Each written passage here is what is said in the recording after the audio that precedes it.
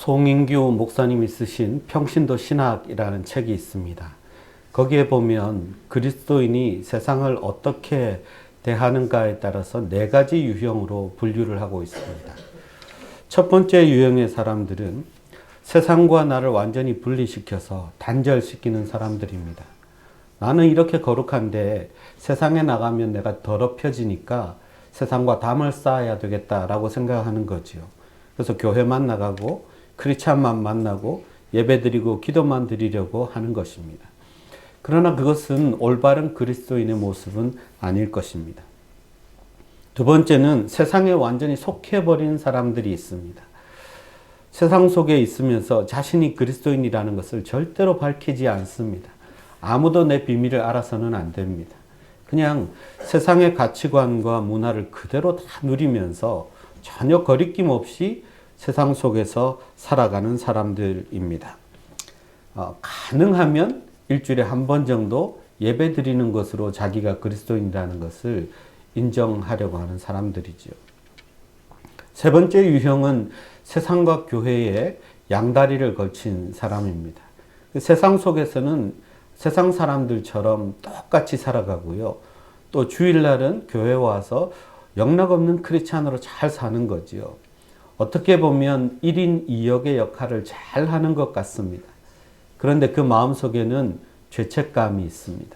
자신의 삶이 위선적이라는 것을 스스로 알기 때문에 죄책감 속에 살아가게 되어 있습니다. 그러면 네 번째는 어떤 유형일까요? 세상에 살지만 세상에 속하지 않는 사람입니다. 자신이 있는 세상을 하나님의 나라로 변화시켜가는 사람입니다. 그런 사람을 하나님께서는 소금과 빛과 같은 사람이다. 그렇게 이야기하십니다. 그리스도인은 세상에 있으나 세상에 속하지는 않는 사람, 그런 사람이 그리스도인입니다. 위치는 분명히 어둠이 있고 타락이 있는 세상입니다. 그러나 그곳에서 소금과 빛으로 존재하는 것이 그리스도인이라는 것입니다. 세상은 어떤 곳입니까? 하나님을 부인하고 하나님을 인정하지 않는 곳입니다. 그 속에서 우리가 그리스도인임을 증명하는 것과 동시에 내가 속한 모든 곳이 하나님이 임재하시는 하나님의 나라로 변화되어 가는 것, 그것이 우리가 꿈꾸는 세상인 것입니다. 부패하지 않는 곳에는 소금이 필요가 없습니다. 이미 밝은 곳에는 빛이 필요 없습니다. 그래서 우리는 아직도 부패하고 그리고 밝지 않은 어둠이 사로잡고 있는 그 세상 가운데서 우리가 소금과 빛으로 살아야 하는 것입니다. 그것이 우리의 그리스도인이라는 정체성입니다. 오늘 본문 말씀은 예수님께서 팔복 말씀을 전하신 이후에 너희들은 소금과 빛이다 라고 말씀하셨습니다. 팔복의 내용이 어떤 것이었죠? 마음이 가난하고 애통하고 그런 자들은 복이 있나니 하나님의 나라가 무엇인지 의에 대해서, 하나님의 의에 대해서 갈구하는 삶을 살게 될 것이고, 그런 사람들에게는 하나님의 나라가 선물로 주어지고 하나님의 위로가 함께 할 것이다는 말씀이었습니다. 그래서 그렇게 어렵고 힘든 고난 가운데도 오직 말씀만 붙잡고 하나님의 나라를 사모하는 너희가 바로 소금과 빛이다. 이렇게 말씀하신 것입니다. 여러분, 우리가 살아가는 세상은 여전히 어렵고 힘든 세상입니다. 범죄에 대해서 불안감을 떨칠 수가 없습니다. 세상의 문화와 모든 것들은 타락의 극치를 달리고 있습니다. 어디 하나 우리의 마음 둘만한 편안한 하나님의 나라가 쉽게 발견되지 않습니다. 그러나 그 속에서도 진리의 말씀만을 붙들고 오직 하나님을 구하는 사람들, 그런 사람들이 필요하다는 것을 오늘 말씀하시고 있는 것입니다. 우리 주님께서는 우리에게 너희가 소금과 빛이라고 말씀하셨습니다. 우리에게 소금이 되라라고 말씀하지 않았습니다. 우리에게 빛이 되라고도 말씀하지 않았습니다. 너희는 소금과 빛이다 라고 말씀하셨습니다. 여러분, 이 차이는 굉장히 큰 것입니다. 만약에 우리에게 소금이 되어라 라고 말씀하셨으면 우리는 어떻게든 소금이 되려고 열심히 노력해야 할 것입니다. 제자 훈련도 받고 성경 공부도 하고 예배도 빠지지 않고 모든 노력을 다 기울여야 할지도 모릅니다. 그러나 주님은 그렇게 말씀하지 않습니다. 너희는 소금이다. 우리가 예수 그리스도를 구주로 믿고 받아들이는 순간 우리는 세상의 소금과 같은 존재로 그런 정체성으로 완전히 거듭난다는 것입니다. 성령이 우리 안에 내주하고 임재하면서 성령의 연분과 성령의 빛이 우리 안에 충만하게 되어서 우리는 그냥 존재하는 것만으로도 부패를 막고 세상을 밝힐 수 있는 소금과 빛과 같은 존재라는 것입니다. 여러분, 우리는 소금과 빛입니다. 점점 소금과 빛이 되어가는 것이 아닙니다. 우리가 예수를 믿는 순간 우리에게 이런 신비한 능력을 우리에게 하나님께서 주셨다는 것을 우리가 믿어야 합니다. 미국의 석탄 광산촌 마인 주변에 가면 아주 신비한 꽃이 피어 있는데요. 하얀 꽃입니다. 거기에는 광부나 석탄을 실어 나르는 궤도차가 끝도 없이 다니면서 계속해서 검은 먼지를 뿌립니다. 심지어 사람들이 그 주변에 석탄가루를 뿌려도 신기하게도 이 꽃은 하얗게 그 색깔을 유지한다고 합니다. 사실은 이 꽃만이 아니라 하나님이 모든 꽃들에게 주신 신비한 능력입니다. 꽃들은 보통 여러 가지 형태가 있지만 다 아이스크림 컵처럼 무엇이 잘 담길 수 있고 쌓일 수 있는 구조로 되어 있습니다. 그런데 하나님이 얼마나 신비하게 만드셨는지 암술과 수술과 이런 작용을 통해서 다 필터링 하고요. 또 다 밖으로 내뿜어서 언제나 그 빛과 그 색깔을 유지하게 만드신다는 것입니다. 사람들처럼 이리저리 피하는 것도 아닙니다. 혹은 개나 고양이처럼 몸을 부르르 떨어서 떨어버리는 것도 아닙니다. 먼지가 쌓이지 않도록 언제나 그 빛깔을 유지하도록 하나님이 그렇게 신비하게 만드셨다는 것입니다. 이런 신비한 능력, 더러움으로부터 자기를 지킬 수 있는 능력이 우리가 예수를 믿는 순간, 성령이 우리 안에 오시는 순간 우리 안에 그냥 생겨난다는 것입니다. 그래서 죄와 가까이 하지 않고 죄를 멀리하게 됩니다. 예전에는 죄를 향해서 그냥 달려가던 사람이었습니다. 죄책감 없이 죄를 짓던 사람들이었습니다. 그러나 이제는 죄를 가까이 하지 않습니다. 왠지 죄가 싫어지는 것입니다. 그게 우리 안에 생겨난 신비한 능력입니다. 더 이상 죄가 우리를 흔들 수 없습니다. 빛이 되려고 그것을 멀리하는 게 아니라 우리가 소금과 빛이기 때문에 그런 죄와 어둠들이 우리를 가까이 하지 못한다는 것입니다. 우리 안에 착한 일을 시작하신 그리스도의 영이 충만하게 임재하는 한 우리는 하나님이 주신 이 신비한 능력으로 죄와 더러움으로부터 우리 자신을 지킬 뿐만 아니라 부패해가는 세상, 어두운 세상, 부패하지 않도록 또 늘 밝힐 수 있는 그런 소금과 빛으로 존재하는 것입니다. 여러분, 그러면 소금은 어떤 물질이지요? 인간의 생존에 굉장히 중요한 것입니다. 아니, 꼭 필요한 것입니다. 그래서 옛날에는 소금이 월급이었습니다. 샐러리라는 봉급이라는 말이 salt라는 말에서 나왔고요. soldiers, 군인이라는 말도 소금을 지급받는 사람들을 이야기하는 것입니다. 그래서 그만큼 꼭 필요한 것이 바로 소금입니다. 인간의 생명에 소금이 없으면 어떻게 하겠습니까? 40일 금식 기도를 해도 꼭 소금은 섭취하면서 해야 합니다. 그래야 살 수 있으니까요. 꼭 필요한 것이 소금입니다. 여러분, 우리는 꼭 필요한 존재가 되어야 합니다. 사회에서도 꼭 필요한 존재, 그리고 교회에서도 꼭 필요한 존재가 되어야 합니다. 그런데 전혀 반대되는 이야기 같지만 동시에 우리는 아무것도 아닌 존재처럼 살아야 합니다. 있는 둥 없는 둥 잘 보이지 않는 사람이어야 합니다. 왜냐하면 소금은 자신이 녹아져야 자기의 기능을 하기 때문에 그렇습니다. 자기의 그 기능, 고유적인 기능을 자기가 녹아져야만 할 수 있는 것입니다. 여러분, 김치를 맛있게 담궈서 먹는데 소금이 잘 녹아든 김치는 얼마나 짭짤하고 맛이 있습니까? 그런데 언제 담갔는지 김치를 딱 씹었는데 굵은 소금이 그냥 딱 씹히면 그 맛을 상상도 하기 싫을 것입니다. 소금은 녹아져야 되는 존재입니다. 자신이 녹고 희생함으로 다른 존재를 더 맛깔나게 하고, 내가 희생함으로 내가 속한 공동체가 정말 행복하고 정말 그리스도의 사랑으로 충만한 공동체로 만들어갈 수 있도록 그렇게 자신을 희생하는 것이 바로 소금입니다. 여러분은 교회에서 없어서는 안 될 사람들이 분명합니다. 그러나 여러분들이 교회에서 드러나서는 안 된다는 것입니다. 나는 녹아지고 다른 사람들을 맛깔나게 해줘야 합니다. 나를 드러내려고 하면 문제가 생긴다는 것입니다.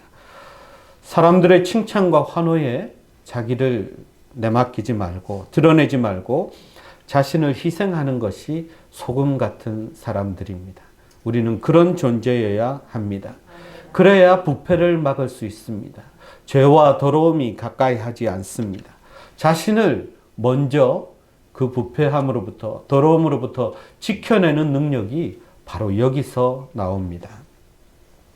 여러분, 없어서는 안 되는 사람들이 녹아짐을 거부하면 오히려 그 공동체에 걸림돌이 될 수도 있습니다. 녹아져야 합니다. 모든 영광은 하나님께 돌리고 나는 보이지 않아도 내 이름을 누가 거명하지 않아도 전혀 부럽지 않아야 합니다. 그것이 소금의 삶입니다. 여러분, 바다를 보십시오. 온갖 더러운 물들이 다 그 바다를 향해 들어가도 바다는 또 정화해내고 정화해냅니다. 거기에 얼마나 소금이 있을 것 같습니까? 딱 2% 정도밖에 안 됩니다. 그러나 그 2%의 소금 때문에 바닷물은 자신을 향해서 들어오는 모든 더러운 것들을 다 정화해냅니다. 이 세상도 교회도 마찬가지입니다. 2%의 소금 같은 사람들만 있으면 부패되지 않고 정화될 수 있습니다.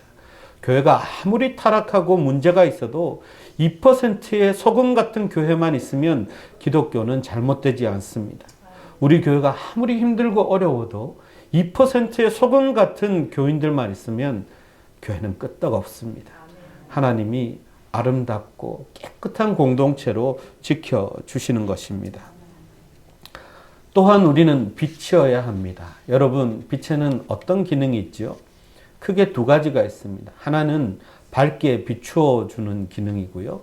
또 하나는 열과 에너지, 즉 생명을 공급해서 자라게 하는 기능이 있습니다. 그리스도인은 비추어 주는 사람입니다. 빛을 비추어 주는 사람입니다. 오늘 본문 15절 말씀을 보면 등불을 켜서 바가지 아래 두지 않고 등경 아래 두지 않고 그 위에 둔다 그랬습니다. 빛은 밖으로 비치게 해 놓아야 합니다. 엎어버리면, 덮어버리면 그 빛이 절대로 비춰지지 않을 것입니다. 어두운 세상을 살아가는 세상 사람들은 우리에게서 그 빛을 받기를 원하고요. 우리에게서 그 영적인 생명을 공급받기를 원합니다. 우리가 그런 존재입니다. 영적인 공급을 사람들에게 나눠줘서 빛과 생명을 공급하는 그런 존재들입니다. 그게 빛된 우리의 역할이기도 합니다. 우리를 통해서 성령님의 위로와 은혜와 평강이 내 주변에 있는 사람들에게 온전히 전해져야 합니다. 그런데 여러분, 우리는 빛이 되어서 비추기보다는 불이 되기를 원하는 것 같습니다. 말 안 듣는 사람 확 태워버리고 화끈하게 리셋하고 싶어집니다.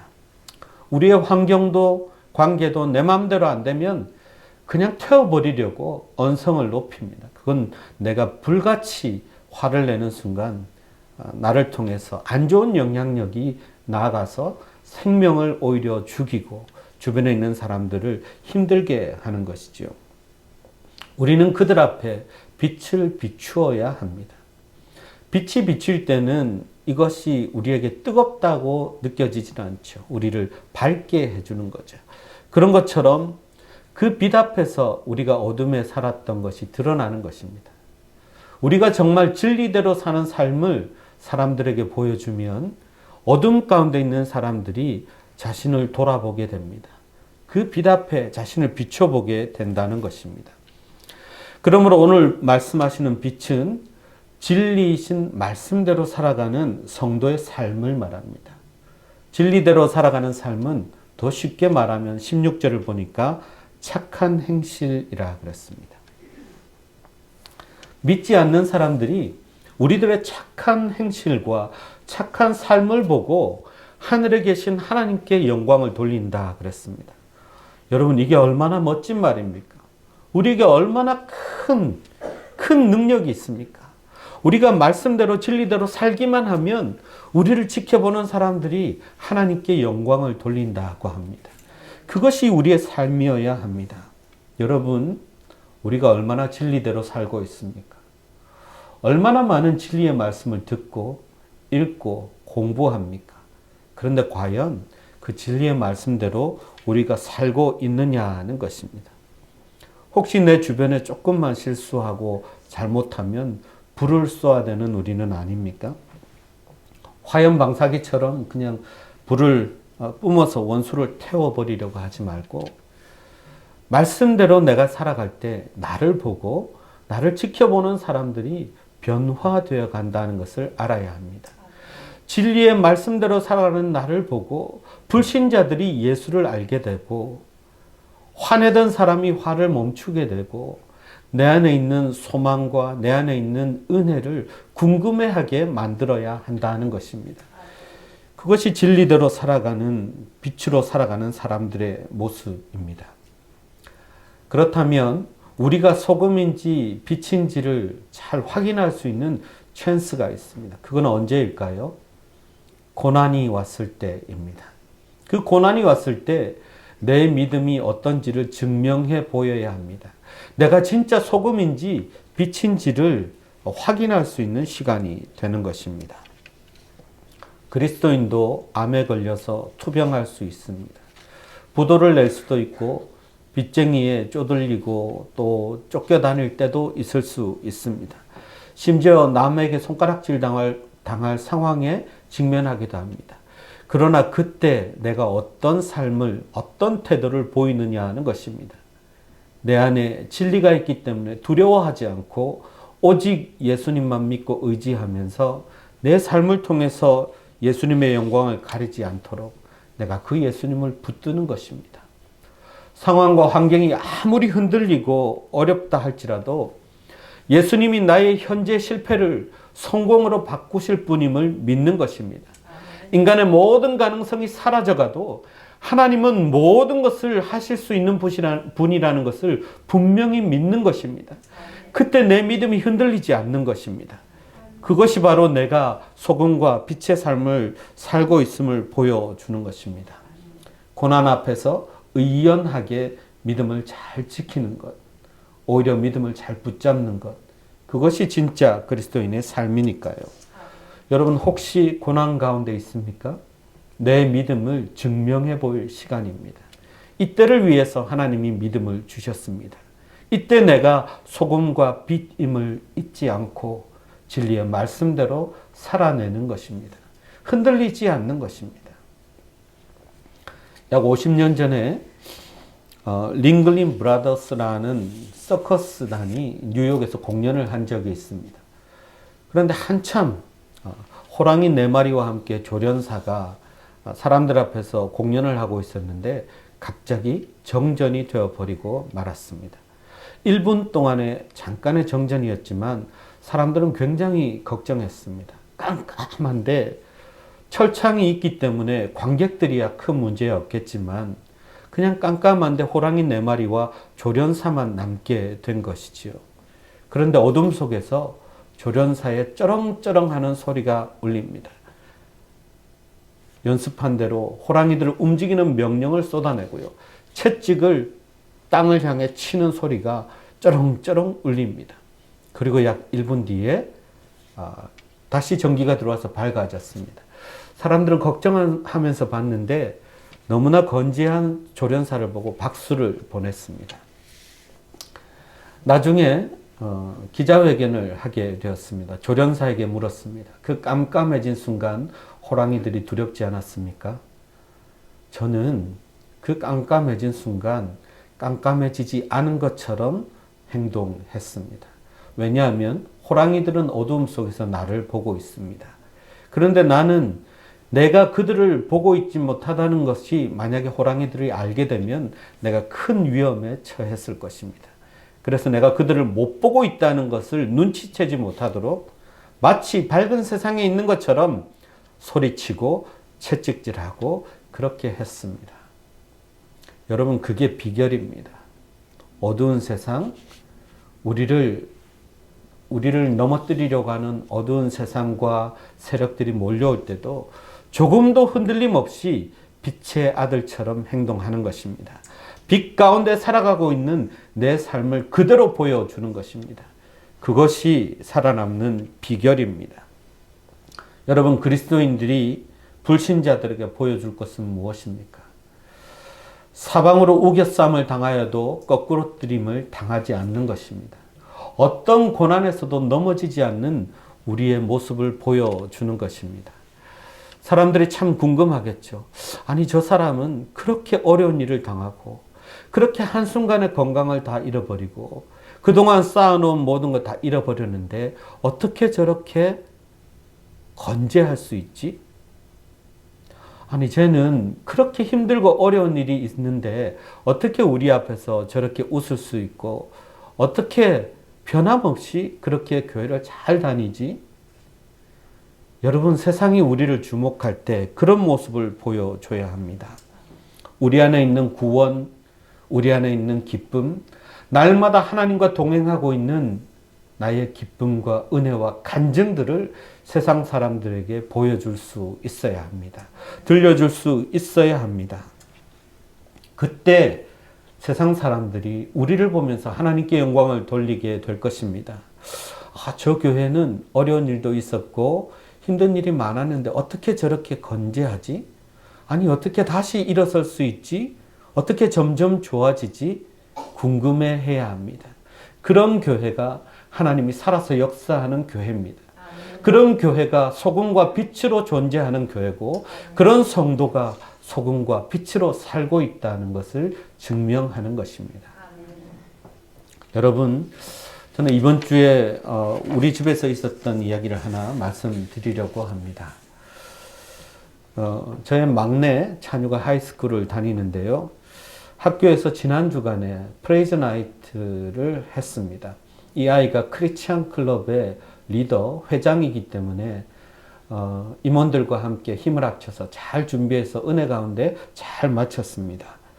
그런데 마친 후에 임원들과 함께 평가회를 하는데 여러 아이들이 좋은 얘기를 했죠. 그런데 한 아이가 그 공개석상에서 대놓고 우리 아이를 비난했습니다.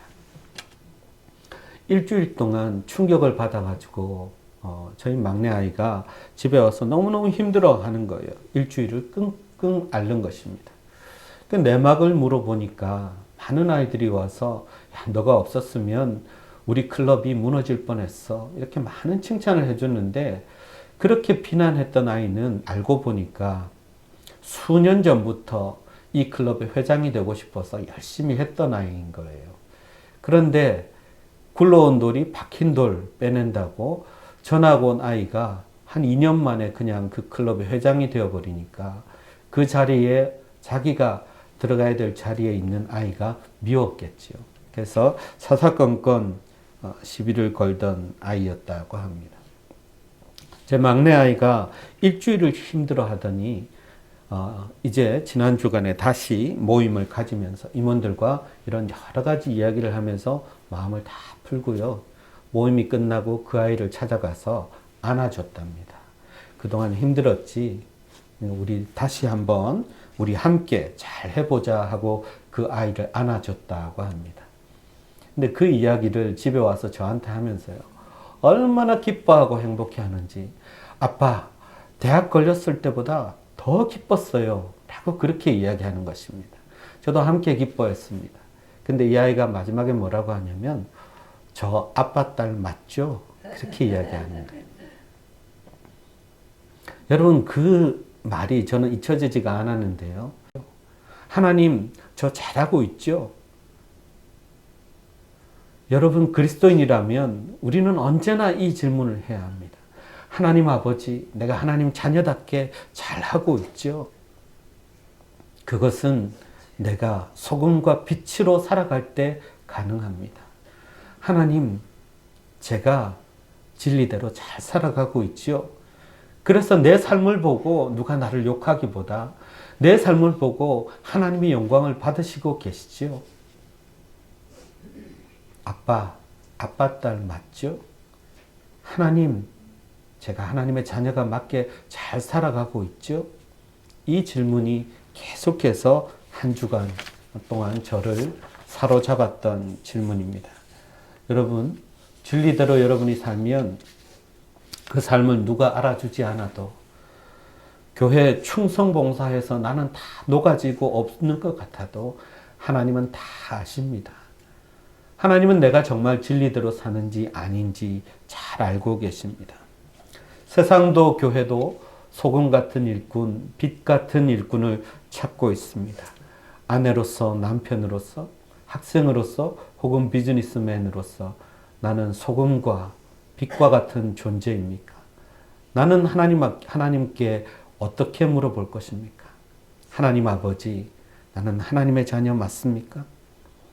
하나님은 광산촌에 피어있는 그 신비한 꽃책에 주신 그 능력 이상으로 우리에게 죄와 더러움으로부터 멀어질 수 있는 능력을 주셨습니다. 우리는 이미 소금과 빛입니다. 사랑하는 성도 여러분, 피하지 말고 숨기지 말고 각자의 자리에서 진리대로 살고 믿음을 지키시기를 바랍니다. 고난이 와도 믿음대로 사는 내 모습을 바라보며 이 땅에 많은 영혼들이 하나님께로 돌아오고 하나님께 영광을 돌리게 될 줄 믿습니다. 기도하겠습니다. 하나님, 우리를 소금이라고 빛이라고 말씀하셨습니다. 어디에 거하든지 소금으로 빛으로 진리대로 살아가는 우리 모두가 되게 하여 주옵소서. 예수님의 이름으로 기도하옵나이다. 아멘.